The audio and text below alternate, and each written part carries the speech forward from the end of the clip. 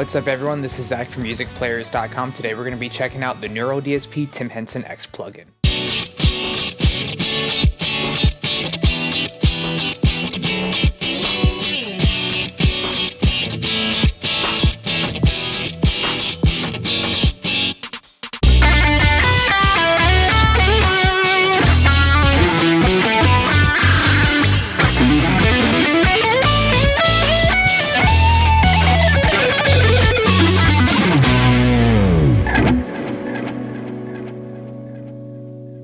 Welcome back to the channel. Music Players Now is a YouTube channel that partners our online magazine for professional musicians. So if you enjoyed today's video, be sure to check us out for more in-depth gear reviews. Neural DSP are best known for their hardware units such as the Quad Cortex and the now Nano Cortex, and also their line of incredible software plugins for guitar recording. Their plugins are known in the industry as being some of the most responsive and versatile plugins so that you can recreate numerous guitar tones with ease without having to buy any external hardware equipment outside of a regular audio interface. Their latest offering is the Tim Henson X plugin, which is an updated version of the original Tim Henson plugin that came out several years ago. For those of you who may not be familiar with Tim Henson, he is the lead guitarist and figurehead of the instrumental progressive metal band Polyphia. I've personally been a fan of Polyphia ever since their debut album came out. I remember when the initial music video for Impassion dropped, and I thought it was one of the coolest things I've ever heard in my life. Polyphia are best known for really pushing the envelope of modern instrumental guitar music by introducing elements from other styles and genres such as hip-hop, EDM, metal, shred, gent, funk, and recently they've been incorporating Latin music using nylon guitars, and the way that Neural DSP has been able to capture and recreate some of those tones with the help of Tim Henson himself has been really cool to see. Today we're going to check out all the new features in the Tim Henson X plugin. So when you open Archetype Tim Henson X, you're greeted by this really beautiful user interface here, which has different amplifiers reminiscent of Polyphia's different accessories, signature equipment, and album covers, which I think is a really cool nod to what they've done. This style of artwork can be seen throughout the different eras of the band. Starts off with your input knob. You can adjust this depending on what kind of output pickups your guitar has and what kind of gain structure your interface has. Right now I'm running my Aristides 060R with bare knuckle custom pickups, which are kind of on the medium high output side of things, straight into my Focusrite 18i20 interface using the instrument input and adding no additional gain because I'm getting a nice healthy -18 to -12 reading on my interface already, so I do not need to add any additional input on the plugin for my specific purpose. Your usage may vary. Same thing here with the output. I am just running it as straight up 0 because it's giving me a nice healthy signal into Logic, which is the DAW I'm using to record in. The universal options here are a noise gate, which you can turn on and off, and it works out pretty well. I mean, right now my guitar is not generating any noise, but if we were to kind of crank up the gain, and we can use the gate to kind of clamp the trail of that note faster if we want to. It's going to come in handy if we're playing more aggressive and modern styles of music that have a lot of gain, where we don't want our notes ringing out longer than the initial attack. We have the transpose feature here, which is really great for detuning and retuning your guitar without having to do a full setup and restring when trying to learn or play different songs. So for example, if we just pull up a typical metal preset here,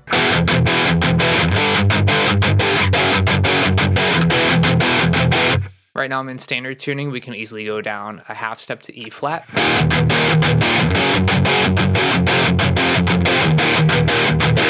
and I don't notice any latency on that, which is a big bonus. The fact that you can run this software on a computer with an amazing amount of processing power versus a standalone hardware unit means that the algorithm can act faster and it can reduce the overall amount of latency. If we take a look at the settings I'm using right now, I'm at 0.4 milliseconds of latency. I'm currently using a Mac Studio with the M2 Max chip, so I have absolutely zero issues getting instantaneous audio from this plugin.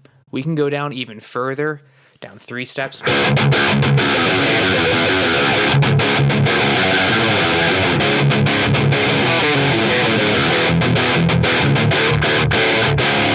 Next up, we have the doubler feature, which I kind of talked about earlier. It's a way to kind of get a pseudo stereo double tracked tone. So right now, just playing regularly, it sounds like a mono guitar signal. Turn that on.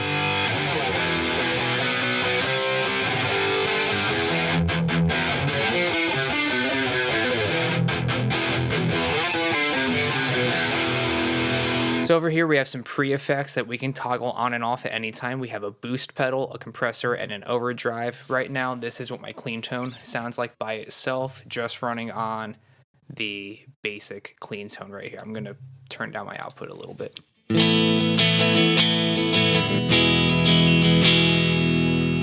Turn on the boost.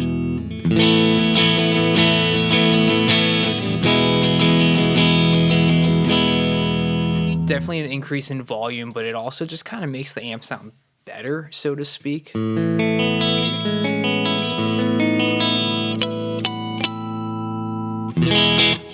So definitely handy. I mean, you can goose the gain on this and get a little bit more breakup if you want. But if you push the level too much, you're going to have to compensate on the amp itself so that you don't clip the plugin. So just something to keep in mind. The compressor, I'm a really big fan of this. I think it responds very well as a compressor.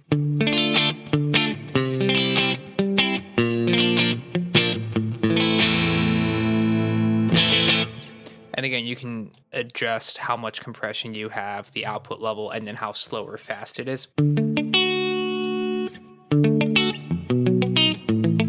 Fast is pretty much instantaneous, whereas slow has a little bit of bloom to it.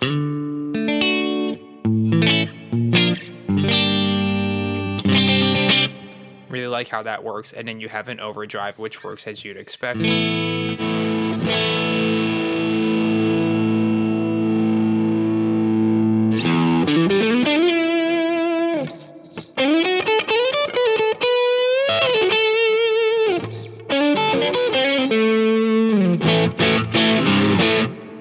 So the first amp that we have here is the Roses amp. This is meant for acoustic instruments. So if you plug in a steel or nylon acoustic guitar, you have a full range of EQ here to really help elevate that dry piezo tone here.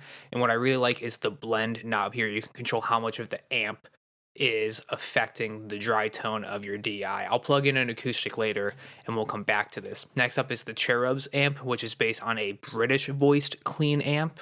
And then we have the Pink amp here, which Tim himself says. Over here, we have the cabinet flexibility that we've been used to having on these Neural DSP plugins, where we can move around the microphones to wherever we want, creating a perfectly unique tone that is custom to how you move all of these parameters around. We have several dynamic compressor and ribbon microphones, which all drastically change and alter the sounds. For example,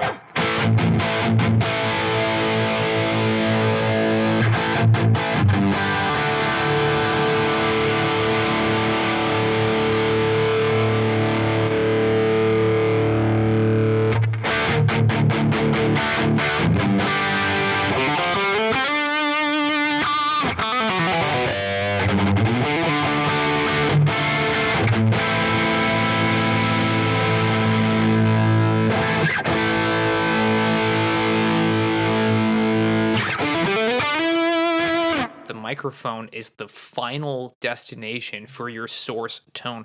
So wherever the microphone is going to change your overall tone almost more than an EQ knob will, because of where the microphone is capturing that sound from the speaker itself. So this is going to be the most versatile menu that you're going to want to have access to in order to really craft a tone that's going to sit perfectly in the final mix of whatever it is you're recording. Over here we have the classic Neural DSP EQ, ranging from 65 hertz all the way up to 16K, and you also have a low pass and high pass as well. Over here you can turn the EQ on and off, and again, just another way to really dial in your tone.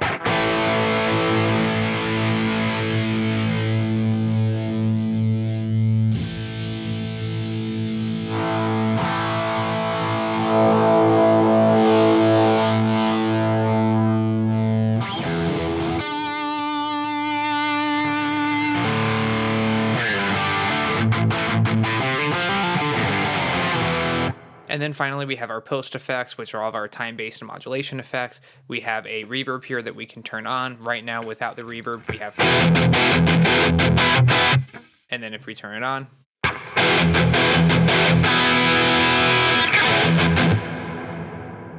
So we have a lot of room flexibility here, depending on where we want our guitar to sound like it's coming from.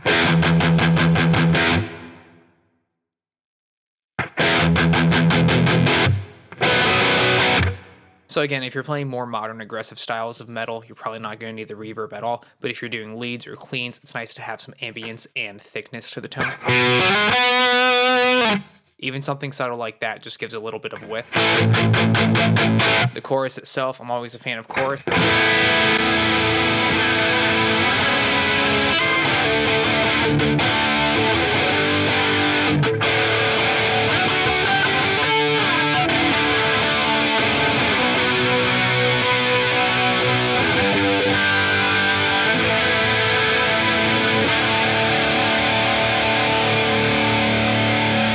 Always a fan of having an extra layer of depth and width to big power chords in certain riffs.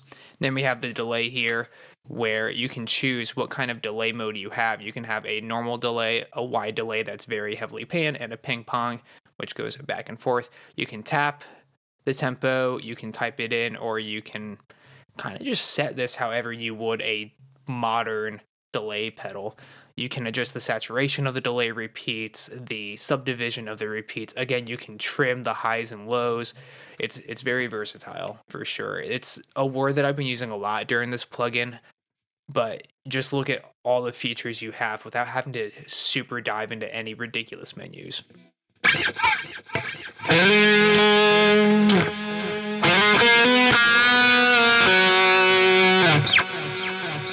So those are, as it is, kind of stock. You can downsample on this. You can diffuse the repeats. So that it does that. Just a lot of different options here.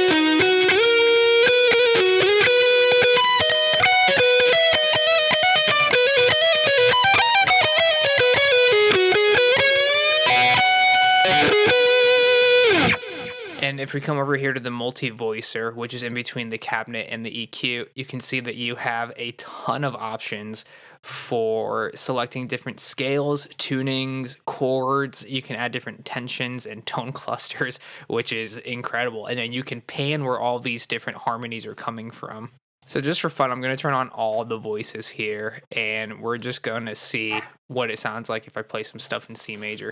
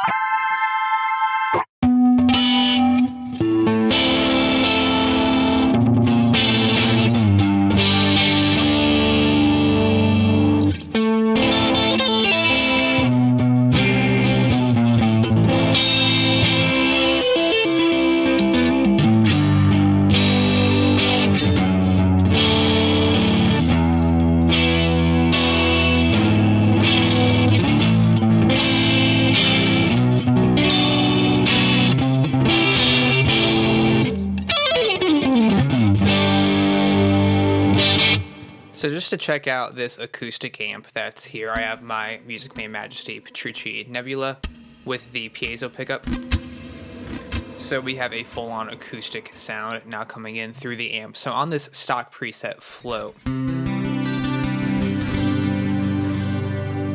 much transforming an acoustic guitar into almost a full symphony here. Very lush shimmer, reverb, delays, chorus. If we turn all of that off just to hear what the amp sounds like by itself.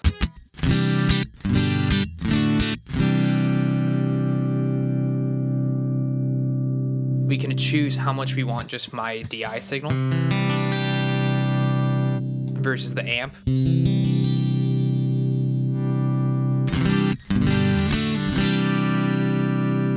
And again, all these knobs work as they would on a traditional amplifier would.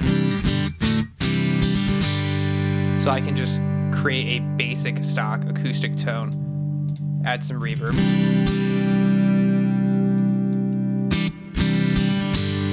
Maybe a little chorus if I want some widening on that.